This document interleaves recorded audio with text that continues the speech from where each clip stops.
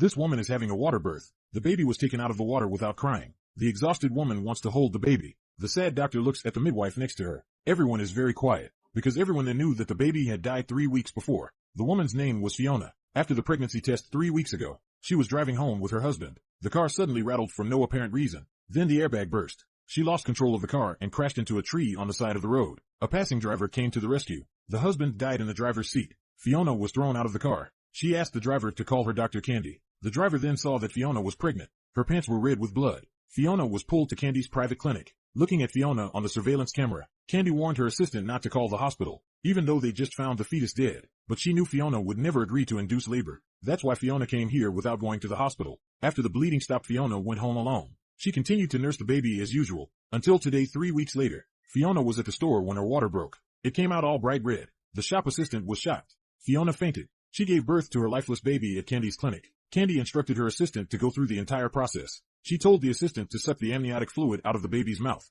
but the machine sucked out all the black liquid. When it was all done, they all pulled out. They want to leave the grieving mom and the baby alone for a while. Fiona held the baby close to her chest. Candy watched on the monitor for a while. She can't stand it anymore. She wanted to go down to talk to Fiona, but when she went down she saw the baby wriggling on its own. The fetus had come back to life. A happy Fiona said, "This is the baby she worked so hard to give birth to. She'll call her Lily from now on." Fiona took the baby home. Candy suggested that she take the baby to the hospital to find out what was going on. Fiona still refused to go to the hospital. The conversation ended badly. Fiona knew in her heart, her baby is definitely not normal. She's just afraid to face the results. At night Fiona found flies in the nursery. The baby was crawling with flies. When she waved them away she saw a fly coming out of the baby's nose. To keep the flies away, she covered the crib with a window screen. When she looked at the baby again she smelled a terrible odor. Fiona thought it was time to change the diaper, but there was nothing in the diaper. But the baby's odor was getting worse. Fiona tried to call Candy, but she kept getting voicemail. The baby was attracting more and more flies. Fiona hangs flypaper all over the house. At night Fiona was woken up by her baby when she was trying to sleep. Fiona is sleep deprived as she is alone with her baby. While she was holding the baby and breastfeeding she fell asleep again without realizing it.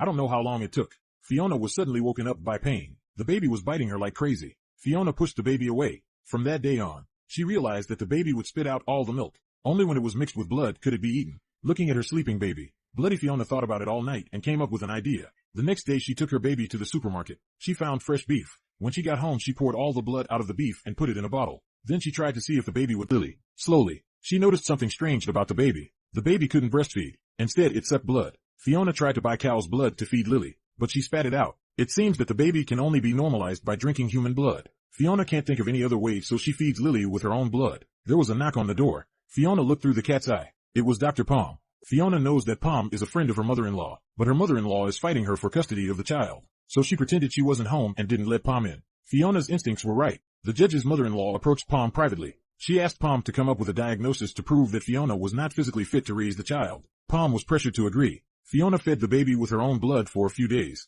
but she finally started to lose it. Her hands began to shake from the loss of blood. To relieve her symptoms, she started taking a lot of anemia medication. That day the doorbell rang again. Fiona thought it was Candy finally coming to see her. She opened the door. What she didn't realize was that it was Palm again. Fiona thought Palm was a doctor too. Helpless she cried and said she felt sick. Palm rushed over to comfort her. He said he was here to give Fiona a checkup. After an examination, Palm was sure that Fiona had severe anemia, but Fiona didn't dare to tell the reason for her anemia. Palm suggests to take some breast milk for testing. While he was taking the breast milk, the baby cries from the monitor in the nursery next to her. Palm thinks the baby is sick. He said he would go upstairs to check. Fiona couldn't stop him. Palm was about to call someone. In her excitement she hit Palm on the head with a bottle. Palm died. Looking at Palm in a pool of blood, Fiona suddenly thought the child's food problem would be solved. The woman was struggling to drag the man's body. She's dragging it to the bathroom to feed it to her newborn child. On the other hand, the mother-in-law couldn't reach Palm. Anxious, she decides to go to her daughter-in-law's house to see for herself. Fiona has already started to bleed Palm. Then the doorbell rings. The mother-in-law has arrived at the door.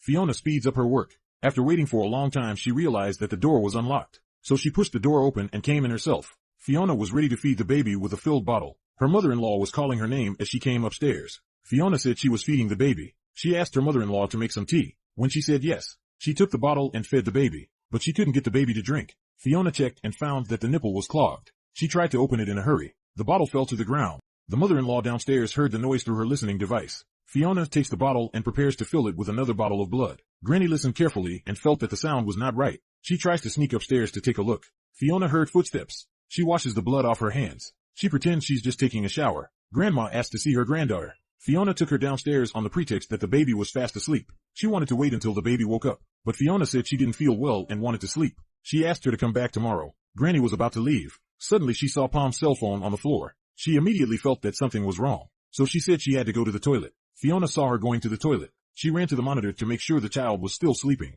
She went back to the bathroom door and waited for the mother-in-law to come out, but the mother-in-law had already sneaked upstairs. When she got to the nursery, she stepped on a broken bottle on the floor. She saw the red liquid on the floor. She didn't think twice. She found a swaddling cloth and tried to take the baby away. She accidentally stepped on the cat on the floor. The cat made a threatening cry. Fiona heard it and rushed upstairs. The grandmother quietly retreated to the bathroom. Something under her feet almost tripped her. She looked down. Pom was lying at her feet. Fiona sees that the crib is empty and turns to look for Grandma. Granny pulls a hammer out of her purse. She goes into the bathtub and closes the curtain to hide. Downstairs, Fiona overhears.